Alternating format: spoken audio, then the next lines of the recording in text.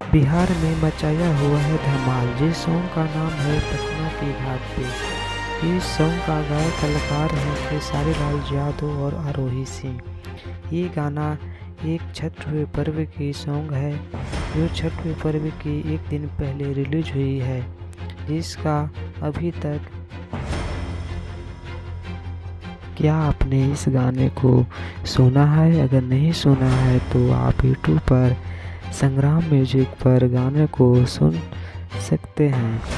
अगर आप लोग इस गाने को सुन चुके हैं तो कमेंट में ज़रूर बताएं कि यह गाना आप लोगों को कैसा लगा।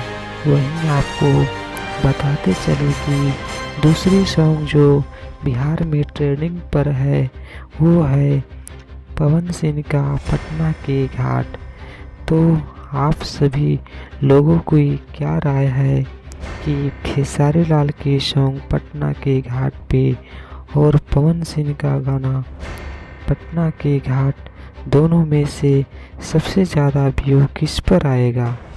आप इसका जवाब कमेंट बॉक्स में ज़रूर दें।